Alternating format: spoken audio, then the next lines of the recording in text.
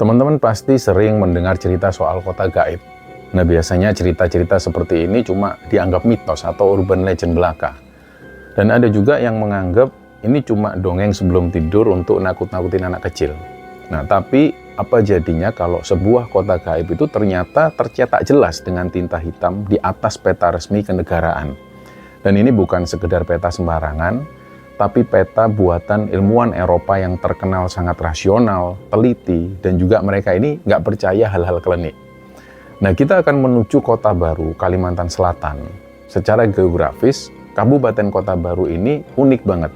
Ibu kota kabupatennya itu nggak berada di pulau utama Kalimantan, tapi berada di sebuah pulau kecil yang terpisah selat, namanya Pulau Laut. Nah, di bagian tenggara Pulau Laut inilah, tepatnya di sekitar desa Oka-Oka, kecamatan Pulau Laut Kepulauan, tersembunyi sebuah titik koordinat yang menjadi pusat dari segala misteri ini. Titik itu bernama Tanjung Saranjana. Kalau teman-teman pergi ke sana sekarang secara fisik, apa yang bakal teman-teman lihat? Di sana nggak ada gedung bertingkat, nggak ada jalan-jalan tol, dan nggak ada lampu-lampu kota yang terang benderang. Yang ada di sana cuma tebing-tebing karang yang curam dan berbatasan langsung dengan laut lepas. Dan di belakangnya itu adalah hutan rimbun yang sunyi dan masih sangat perawan. Penduduk lokalnya pun hidup secara sederhana dan mayoritas profesi mereka ini sebagai nelayan atau petani.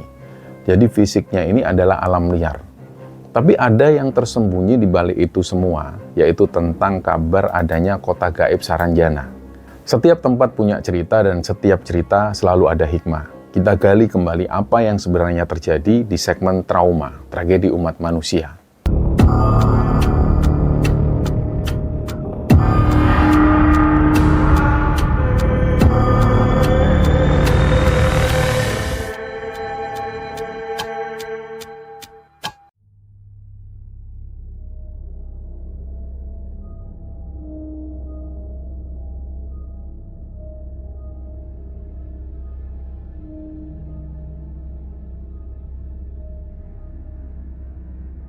Kita putar waktu mundur di pertengahan abad ke-19, tepatnya pada tahun 1845. Waktu itu pemerintah kolonial Hindia Belanda ini lagi gencar-gencarnya melakukan pemetaan wilayah Nusantara. Jadi di situ mereka butuh peta yang akurat untuk urusan militer dan navigasi kapal dagang waktu itu VOC dan juga untuk mengeksploitasi hasil bumi. Jadi di sini Belanda nggak main-main. Mereka mengirim ilmuwan-ilmuwan terbaik mereka ke Kalimantan. Dan salah satu ilmuwan yang dikirim ini adalah seorang naturalis berkebangsaan Jerman, namanya Salomon Muller. Jadi Muller ini bukan seorang dukun, bukan paranormal juga, dia adalah anggota Komisi Ilmu Pengetahuan Alam untuk Hindia Belanda. Tugasnya waktu itu sangat empiris dan saintifik sekali, yaitu dia harus menjelajah dan meneliti flora dan fauna dan juga menggambar topografi wilayah. Jadi pada tahun 1845 itu Salomon Muller ini menerbitkan sebuah peta yang sangat detail. Itu dia terbitkan di Amsterdam, Belanda, dan peta itu diberi judul yang sangat panjang. Jadi kalau diterjemahkan dalam bahasa Indonesia itu judulnya adalah Peta Pesisir dan Pedalaman Banjarmasin, bagian dari perjalanan di bagian selatan Kalimantan. Nah, di dalam peta yang sangat bersejarah dan diakui secara akademis ilmiah ini, kejanggalan ini mulai muncul. Di sudut tenggara Pulau Laut, Muller itu dengan jelas menuliskan sebuah nama wilayah, yaitu Tanjung Saranjana. Ditulis dengan huruf yang jelas, menandakan bahwa itu adalah sebuah teritori atau tanjung yang nyata. Dan teman-teman harus paham logika pemetaan zaman kolonial. Belanda itu sangat kalkulatif sekali. Mereka nggak akan menghabiskan tinta mahal dan juga memasukkan sebuah nama wilayah ke dalam peta navigasi resmi kalau wilayah itu cuma dongeng hantu. Jadi ketika Muller menulis Saranjana, berarti pada tahun 1840-an, pada saat dia melakukan ekspedisi ke sana, dia tentu melihat atau mengetahui secara pasti bahwa ada sebuah pemukiman, ada desa di sana, atau ada kelompok masyarakat yang menetap di titik tersebut. Dan bukti sejarah ini nggak cuma berhenti di Salomon Muller. 24 tahun kemudian, persisnya pada tahun 1869, ada seorang ilmuwan Belanda lainnya namanya Peter Johannes Voet. Dia menerbitkan sebuah kamus besar, namanya Kamus Geografis dan Statistik Hindia Belanda. Nah, di halaman 252 di kamus itu, Voet ini menuliskan entry ada kata Saranjana di situ. Dan deskripsinya tertulis yang artinya Saranjana, sebuah tanjung di sisi tenggara pulau laut, pulau yang terletak di ujung tenggara Kalimantan. Jadi dari dua bukti autentik dan akademis ini, dari peta tahun 1845 dan kamus tahun 1869 itu, secara de facto dan de jure di mata pemerintah kolonial, Saranjana itu ada. Saranjana adalah sebuah wilayah nyata yang diakui keberadaannya di abad ke-19. Terus pertanyaannya adalah, kemana kota atau wilayah itu sekarang? Apa yang terjadi antara tahun 1845 sampai hari ini? Kenapa kok sekarang titik itu berubah jadi hutan dan juga tebing kosong? Nah, secara ilmu sejarah dan arkeologi ada beberapa teori logis yang mencoba menjawab hilangnya Saranjana dari peta fisik modern. Teori pertama mengatakan bahwa Saranjana dulunya memang sebuah desa nelayan kuno milik suku Dayak Pesisir atau suku Melayu kuno. Tapi karena pada saat itu ada wabah penyakit mematikan atau mungkin ada bencana alam seperti misalnya tanah longsor raksasa dari tebing, kemudian desa ini hancur dan ditinggalkan oleh penduduknya. Terus lama-kelamaan ketutup lagi oleh lebatnya hutan tropis Kalimantan. Dan teori kedua, ini menduga bahwa penduduk Saranjana pada masa itu melakukan eksodus atau pindah secara besar-besaran untuk menghindari peperangan atau menghindari kerja paksa dari penjajah Belanda. Tapi bagi masyarakat lokal Kota Baru, teori-teori logis itu nggak cukup untuk menjelaskan berbagai fenomena ganjil yang terus terjadi di sekitar tebing Oka-Oka sampai detik ini. Bagi mereka, Saranjana itu nggak pernah hancur. Saranjana nggak pernah ditinggalkan dan Saranjana masih ada persis di tempat yang digambar oleh Solomon Muller. Hanya saja kota itu telah bergeser. Ini bukan bergeser secara letak geografisnya, melainkan bergeser dimensi dan juga frekuensinya. Masyarakat Kalimantan ini punya istilah khusus untuk fenomena ini. Jadi mereka menyebutnya sebagai wilayah kekuasaan orang limun atau halimun. Halimun ini artinya kabut atau tidak kasat mata. Nah, orang limun ini adalah entitas atau kelompok manusia yang secara fisik itu sama persis seperti kita. Tapi mereka ini hidupnya di dimensi spiritual yang tertutup dari pandangan mata manusia biasa, atau biasa disebut dengan alam syahada. Nah, bagi warga lokal, Saranjana itu bukan tempat yang menyeramkan. Kalau kita misalnya ngomongin tempat angker di Jawa misalnya, bayangannya pasti kuburan yang gelap, atau mungkin kita melihat pohon beringin yang ditinggali kuntilanak, atau mungkin rumah kosong yang banyak genderuwonya. Nah, kalau Saranjana, ini kebalikannya teman-teman. Saranjana itu dipercaya sebagai sebuah kota metropolis gaib. Peradaban di Saranjana ini diyakini jauh lebih maju puluhan atau bahkan ratusan tahun dibandingkan peradaban kita sekarang ini. Kalau di dunia nyata, jalanannya yang masih aspal, yang banyak lubang di situ, tapi di Saranjana, jalanannya itu sudah semulus kaca. Dan kalau di dunia nyata, di dunia kita ini bangunannya masih beton biasa, di Saranjana, gedung-gedungnya berupa pencakar langit megah yang terbuat dari kristal, dan juga ada logam mulia yang berkilauan di sana. Penduduknya di sana juga digambarkan sangat rupawan semua. Yang laki-laki semua ganteng dan yang perempuan itu cantik-cantik. Mereka juga memakai pakaian yang elegan. Mereka juga punya sistem pemerintahan mereka sendiri. Mereka juga punya teknologi transportasi yang canggih tanpa roda. Dan juga mereka hidup dalam kemakmuran yang mutlak.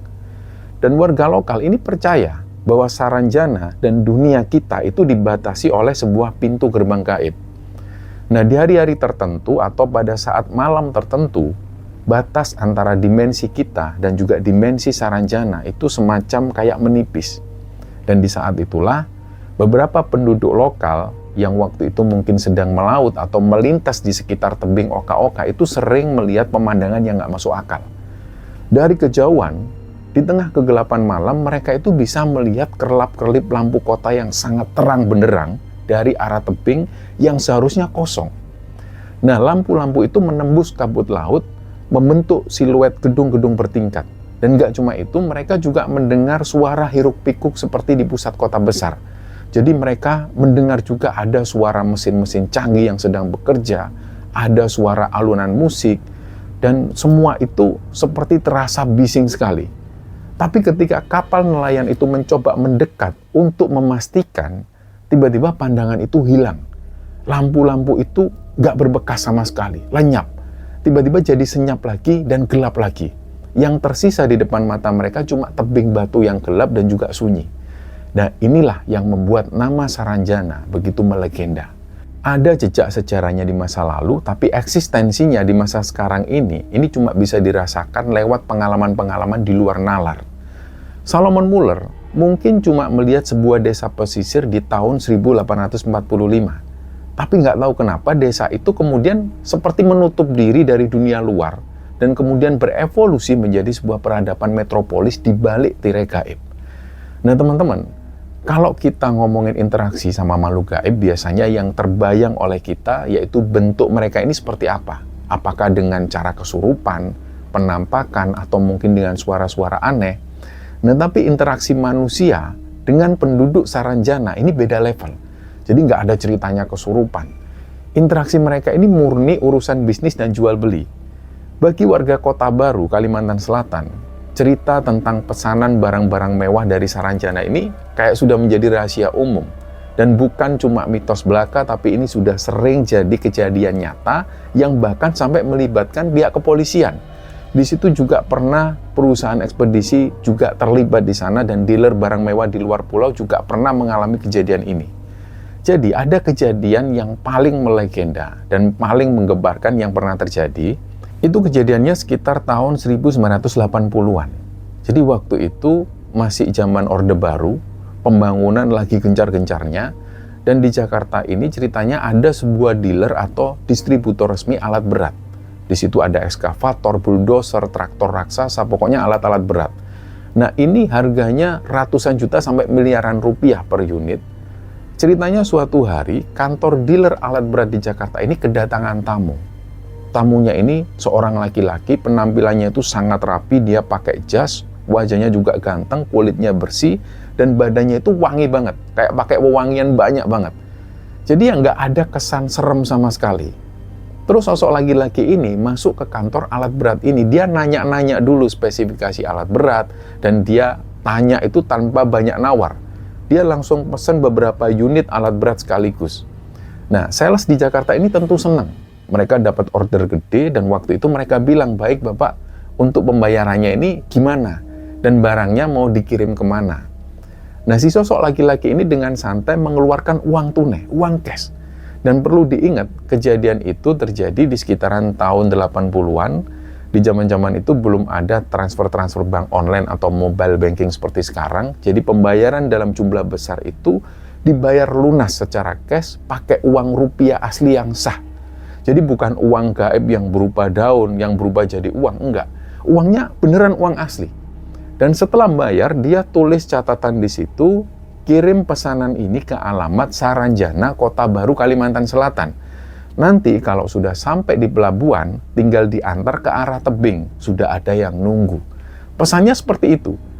Singkat cerita, transaksi ini pun deal, uang masuk ke perusahaan, surat-surat jalan kemudian diurus, dan pihak dealer ini menyewa kapal tongkang atau kapal kargo besar dari pelabuhan Tanjung Priok, membawa beberapa unit ekskavator raksasa itu menyeberang Laut Jawa menuju ke Kalimantan Selatan. Nah, perjalanan laut ini aman-aman aja. Kapal kemudian merapat di pelabuhan Kota Baru, dan disinilah kebingungan itu dimulai. Jadi pihak ekspedisi pengiriman ini turun dari kapal, mereka membawa surat jalan terus lapor ke petugas pelabuhan dan juga pemerintah setempat. Ya mereka intinya di situ bilang, Pak, ini kami mau drop alat berat. Tolong arahannya jalan darat menuju ke daerah Saranjana itu lewat mana ya? Nah, petugas pelabuhan dan juga di situ ada orang-orang kecamatan juga sampai bahkan aparat kepolisian lokal yang mendengar ini, mereka langsung pucat. Mereka kayak saling pandang, loh Bapak ini dari mana? Terus mereka ini bilang, kami dari Jakarta. Terus orang-orang ini bilang lagi, loh Bapak ini bercanda bawa alat berat ke Saranjana. Terus mereka jawab lagi, lah kok bercanda Pak? Ya enggak lah Pak, ini surat jalannya resmi. Sudah dibayar lunas juga, alamatnya jelas Saranjana. Nah, petugas lokal ini akhirnya menjelaskan dengan agak ketakutan. Pak, di Kota Baru ini nggak ada desa atau kota yang namanya Saranjana. Saranjana itu Pak, kota gaib Pak. Nah, alamat yang Bapak sebut itu cuma berupa tebing karang curam yang langsung nabrak laut. Belakangnya itu hutan lebat, nggak ada jalan aspal ke sana, dan nggak mungkin alat berat sebesar ini bisa masuk. Apalagi mau dipakai buat apa di tebing kosong itu. Nah, akhirnya kru ekspedisi dari Jakarta ini nggak percaya. Kota gaib gimana sih, Pak? Orang yang beli itu ya manusia kok, bayarnya pakai uang. Ini beneran uangnya, dan ini sudah dibayar lunas. Akhirnya karena pihak ekspedisi ini punya tanggung jawab profesional untuk ngantar barang itu sampai ke tujuan, dan mereka juga nggak mau dituduh menggelapkan barang, mereka akhirnya minta maksa diantar ke titik koordinat yang ada di surat jalan. Akhirnya dengan menggunakan kapal tongkang kecil itu, alat berat ini dibawa menyusuri pesisir menuju ke arah tenggara Pulau Laut, tepatnya di area perairan desa Oka-Oka itu. Dan pas sampai di titik koordinat, bener, di depan mata kru ekspedisi itu, cuma ada tebing batu karang yang tinggi dan juga hutan belantara yang gelap. Nggak ada pelabuhan di situ, nggak ada jalan raya, nggak ada pabrik, dan nggak ada satupun rumah manusia. Kosong. Disitulah baru kru ekspedisi ini bingung. Terus mereka bilang, lah terus ini barang mau ditaruh di mana? Nah, penduduk lokal yang waktu itu ikut nganter, mereka ngasih saran. Sudah taruh saja di pinggir pantai sini, deket tebing sini, tinggalin aja. Kalau memang benar ini pesanan dari Saranjana, besok pagi juga sudah hilang. Nah, walaupun mereka merasa ini jelas-jelas hal yang absurd sekali dan nggak masuk akal, tetap kru ekspedisi ini akhirnya menurunkan alat-alat berat itu di area pesisir yang sepi ini. Terus kunci ditinggal di dalam alat berat, dan hari sudah semakin gelap, dan rombongan ekspedisi ini milih untuk cepat-cepat balik ke pusat kota baru karena merasa vibes-nya itu sudah nggak enak banget. Nah, keesokan paginya karena mereka penasaran, karena mereka juga harus melaporkan bukti pengiriman, kru ekspedisi itu balik lagi ke titik lokasi penempatan alat berat yang semalam mereka letakkan di sana. Dan alat berat yang semalam mereka letakkan di sana itu hilang. Nah, logika manusia ini langsung hancur di situ. Pencuri sekelas apapun nggak bakal bisa memindahkan ekskavator raksasa dalam waktu semalam, apalagi ini kondisinya di tengah hutan tanpa akses jalan. Kalaupun diangkut balik pakai kapal tongkang lain, pasti ketahuan petugas patroli laut. Nah, di tanah pesisir itu juga nggak ada bekas jejak rantai roda ekskavator yang masuk ke dalam hutan. Jadi barang itu benar-benar lenyap, atau lebih tepatnya ditelan oleh kabut dimensi Saranjana. Dan sampai detik ini, perusahaan di Jakarta itu punya catatan penjualan resmi ke Saranjana. Tapi wujud fisiknya ini hilang. Nah, kejadian seperti ini itu ternyata nggak cuma terjadi sekali. Masuk ke era 90-an dan juga awal 2000-an, transaksinya itu berubah dari alat berat jadi mobil mewah. Jadi ceritanya ada dealer mobil mewah di Surabaya yang dapat pesanan puluhan unit mobil mewah keluaran terbaru. Nah, pembelinya ini selalu sama kriterianya, penampilannya rapi banget, kulitnya mulus, dia selalu wangi, dan dia bayarnya itu langsung lunas pakai uang tunai yang sah. Dan alamat pengirimannya sama, Saranjana Kota Baru. Polanya itu juga sama persis, jadi mobil-mobil mewah itu diantar pakai kapal, diturunkan di pelabuhan lokal, diantar sampai ke batas wilayah yang dipercaya sebagai pintu gerbang Saranjana. Ditinggal semalaman di sana, dan besok paginya barisan mobil mewah itu lenyap. Nah, dari rentetan kejadian ini, masyarakat lokal dan juga orang-orang yang pernah berinteraksi akhirnya menyimpulkan ciri-ciri fisik dari orang limun atau penduduk Saranjana ini. Meskipun mereka itu berasal dari alam gaib, kalau mereka mau, mereka itu bisa memadatkan wujudnya masuk ke dimensi kita untuk urusan logistik atau belanja. Nah, ciri-cirinya apa saja? Pertama, secara visual mereka itu sama persis seperti manusia normal pada umumnya. Nggak ada taring, nggak ada tanduk, jalannya juga nggak melayang. Jadi mereka ini jalan seperti biasa, napak tanah juga. Dan kedua, wajah mereka itu rata-rata sangat rupawan. Kalau yang laki-lakinya itu ganteng, tampan, sedangkan perempuannya itu luar biasa cantik. Kulit mereka juga bersih banget. Dan ketiga, mereka selalu meninggalkan aroma wangi yang semerbak bunga yang sangat khas sekali ketika mereka lewat. Tapi ada satu ciri khas fisik yang paling absolut untuk membedakan manusia biasa dengan penduduk Saranjana. Jadi kalau manusia biasa itu persis di bawah hidung ada lekukan kecil. Nah, itu namanya filtrum. Nah, penduduk Saranjana ini konon katanya nggak punya lekukan itu. Jadi area antara hidung dan bibir atas mereka itu rata, mulus. Jadi kalau di Kota Baru misalnya ada orang asing yang wajahnya cakep banget, wangi, dia punya banyak uang, tapi pas dilihat bibir atasnya rata, nggak ada lekukannya, warga lokal sudah tahu dan mereka nggak akan berani macam-macam. Mereka langsung paham, oh ini orang sebelah, orang Saranjana lagi berbelanja. Nah, kenapa juga mereka butuh beli alat berat dan juga mobil mewah di alam kita? Jadi banyak spekulasi dari para sesepuh setempat, katanya meskipun peradaban mereka sangat canggih, dan mereka punya kota metropolis yang luar biasa megah di dimensinya, mereka juga tetap membutuhkan blueprint. Mereka butuh bentuk fisik dasar atau material dari dimensi kita untuk diklaim dan kemudian diubah ke dalam bentuk material di alam mereka. Ada juga yang bilang, mereka itu sebenarnya bangsa jin muslim yang sangat makmur. Dan mereka ini membangun kotanya dengan mengimpor barang-barang dari dunia manusia secara sah. Jadi mereka seperti jual beli secara sah, bukan dengan cara mencuri. Makanya mereka selalu bayar lunas dengan uang yang benar-benar uang rupiah. Dan uang yang mereka pakai ini juga selalu sah di bank. Gak ada kejadian pihak bank menolak uang dari pembeli Saranjana karena itu uang palsu atau berubah jadi daun. Gak ada. Uangnya itu beneran uang asli dari Bank Indonesia. Nah pertanyaannya, dari mana mereka mendapatkan uang tunai rupiah sebanyak itu? Nah ini masih menjadi misteri besar. Ada yang percaya kalau wilayah kekuasaan mereka di alam gaib sana itu menyimpan lumbung emas murni atau tambang intan yang luar biasa besar, yang sering mereka konversi secara gaib menjadi mata uang manusia yang sah pada saat mereka butuh untuk belanja. Tapi interaksi antara dua dunia ini nggak cuma sebatas pesan barang satu arah. Terkadang batas antara dimensi itu benar-benar bocor. Nah, gimana jadinya kalau bukan mereka yang datang ke dunia kita, melainkan manusia dari dimensi kita yang tanpa sengaja, atau mereka sengaja diundang masuk ke dalam kota metropolis Saranjana? Sekarang pertanyaannya dibalik, bisa nggak manusia dari dimensi nyata masuk ke kota gaib Saranjana? Jawabannya bisa. Dan di channel ini kami juga pernah beberapa kali menceritakan kisah dari narasumber yang punya pengalaman mistis, mereka pernah masuk ke kota Saranjana. Dan kejadian ini sudah sering banget dialami sama warga lokal Kota Baru sana.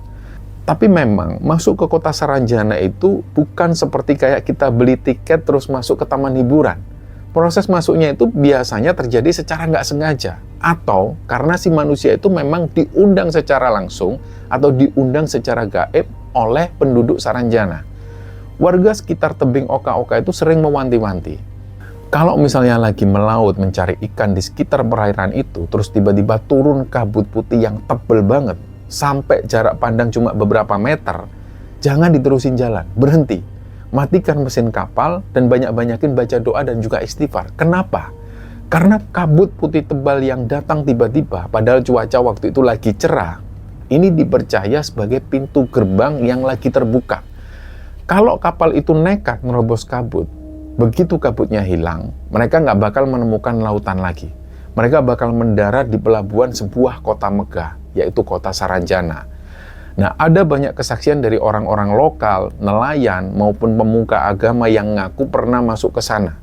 Dan teman-teman tahu apa yang mereka ceritakan pas berhasil pulang.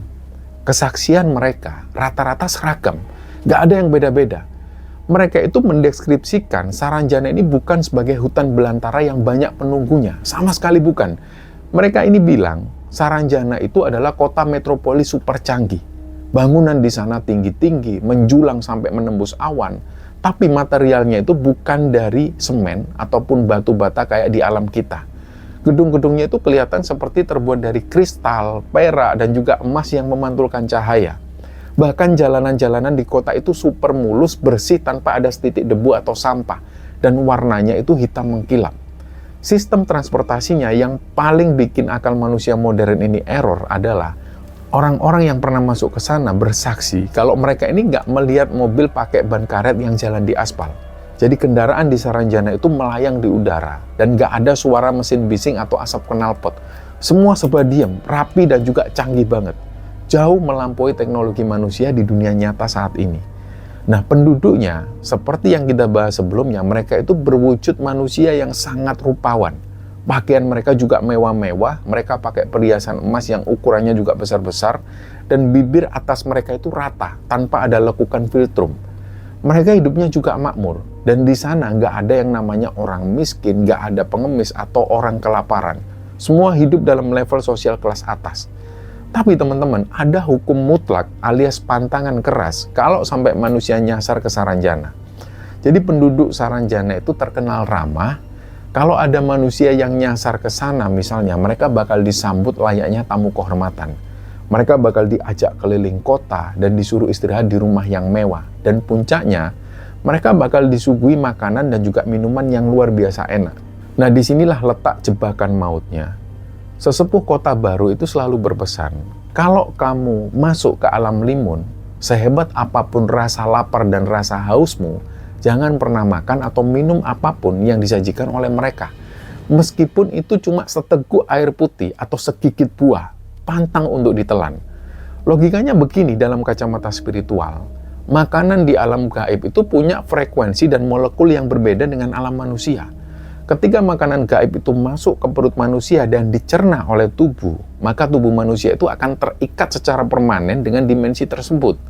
Nah, apa akibatnya kalau nekat makan? Jadi si manusia ini itu gak akan pernah bisa pulang ke dunia nyata selamanya.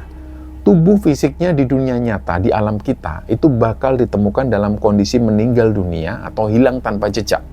Sementara roh dan kesadarannya itu bakal terjebak dan hidup abadi menjadi warga Saranjana. Dia bakal jadi bagian dari orang limun.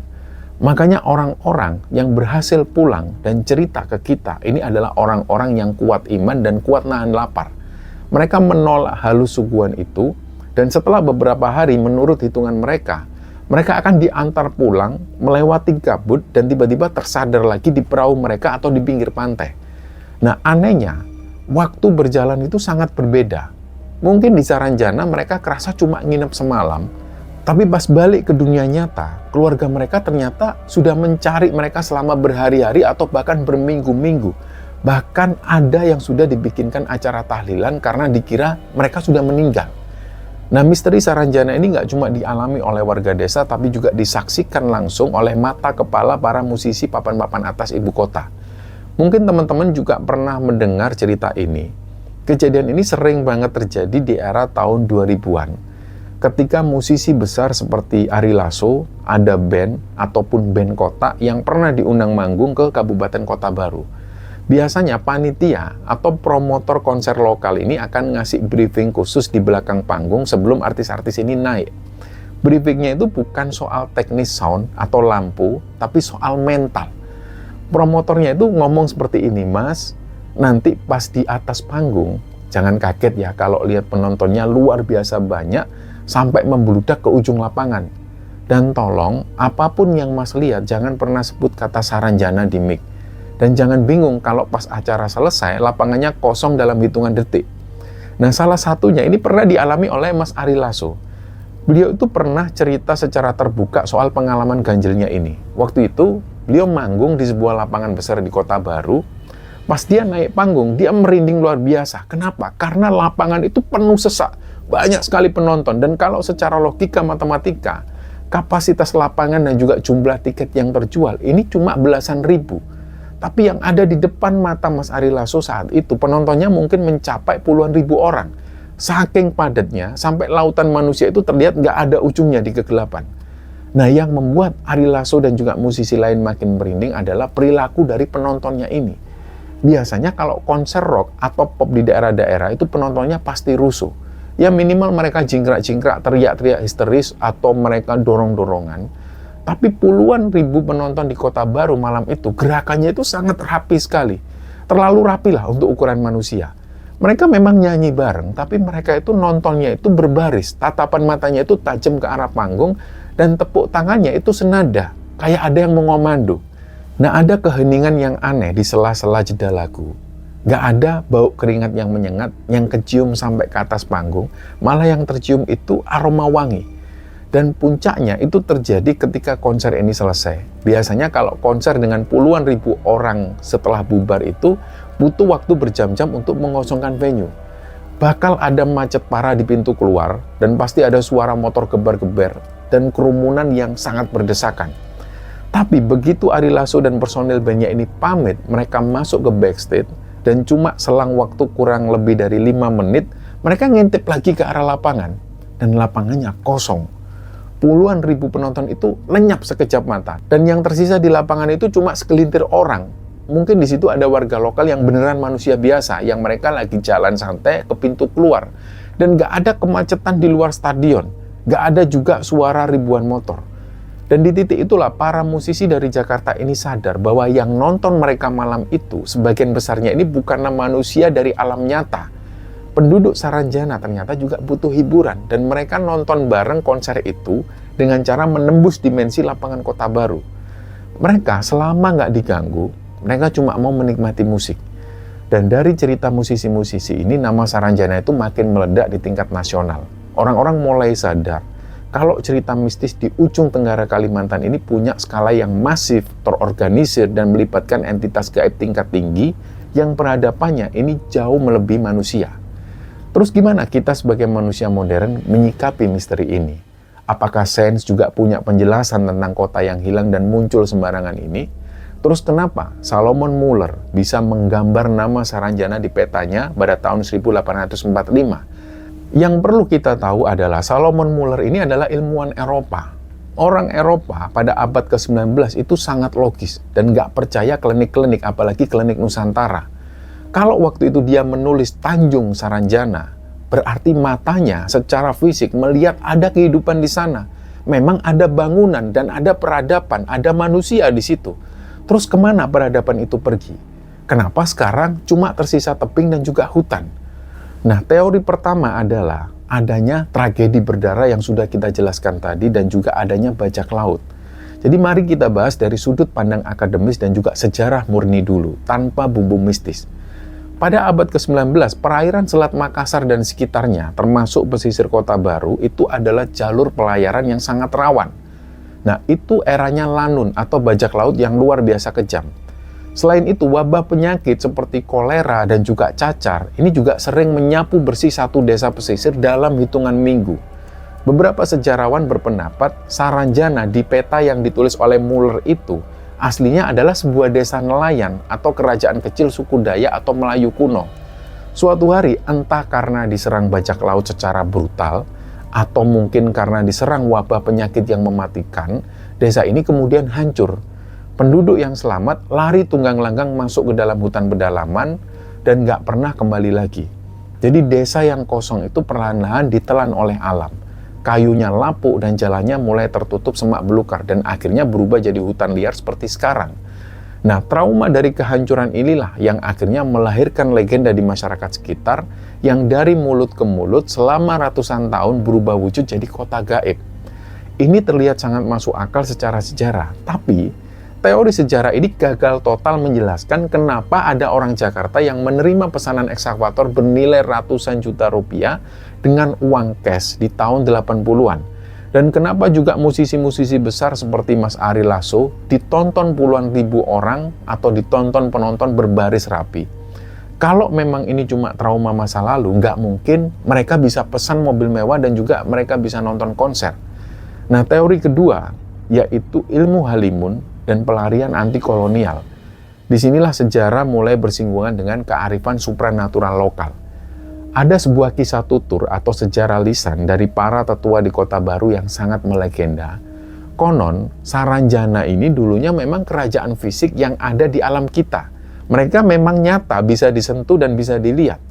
Ketika penjajah Belanda mulai masuk ke Kalimantan Selatan untuk mengeruk hasil bumi dan menerapkan kerja paksa atau kerja rodi, kerajaan Saranjana ini menolak keras untuk tunduk. Tapi mereka sadar kalau mereka melawan pun secara fisik pakai senjata tradisional melawan meriam dan senapan Belanda, rakyat mereka ya pasti habis dibantai. Akhirnya raja dan para tetua spiritual kerajaan Saranjana ini mengambil jalan pintas yang sangat ekstrim. Mereka melakukan ritual tingkat tinggi, yaitu sebuah rapalan ilmu gaib kuno yang disebut ilmu halimun, yaitu ilmu menghilang yang tidak kasat mata. Dan bukan cuma satu atau dua orang yang dihilangkan, tapi satu kota penuh. Sistem pertahanan spiritual mereka ini menggeser seluruh wilayah kerajaannya ke dimensi lain. Mereka melepaskan diri dari alam nyata dan masuk ke alam gaib, supaya Belanda nggak bisa menjajah mereka. Jadi pada waktu Salomon Muller lewat di tahun 1845, mungkin proses pemindahan dimensi itu belum sempurna. Atau mungkin Muller ini adalah salah satu orang terakhir yang melihat sisa-sisa fisik kota itu sebelum akhirnya benar-benar ditarik sepenuhnya ke balik tirai gaib. Inilah kenapa Saranjana itu hilang dari peta fisik tapi warganya masih terus hidup, masih terus berkembang dan berevolusi di dimensi mereka sendiri sampai jadi kota metropolis super canggih. Nah, teori ketiga adalah konsep multiverse, yaitu semesta paralel. Nah, sekarang kita coba bedah pakai kacamata sains modern. Teman-teman pasti sering mendengar istilah multiverse atau alam semesta paralel di film-film science fiction. Secara fisika kuantum, segala sesuatu di alam semesta ini adalah getaran atau frekuensi. Mata dan telinga manusia itu diciptakan dengan kapasitas yang sangat terbatas, jadi kita cuma bisa melihat spektrum cahaya tertentu. Kita nggak bisa melihat gelombang radio atau sinyal wifi, padahal itu ada di sekeliling kita. Nah, bagaimana kalau Saranjana ini bukan kota hantu? Gimana kalau Saranjana ini adalah sebuah peradaban di bumi, di titik koordinat yang sama persis dengan kota baru, tapi mereka itu bergetar di frekuensi yang sedikit lebih tinggi dari kita. Karena frekuensinya yang berbeda itulah kita nggak bisa saling melihat dan nggak bisa saling sentuh. Kita tembus pandang bagi mereka dan mereka tembus pandang bagi kita. Tapi di titik-titik tertentu di bumi, seperti di tebing oka-oka, ada anomali magnetik atau penipisan batas dimensi. Kalau diibaratkan radio, kadang gelombangnya itu bocor atau nyangkut. Nah, pada saat batas itu menipis, biasanya ditandai dengan turunnya kabut tebal, tiba-tiba frekuensi alam nyata dan frekuensi Saranjana itu bertabrakan.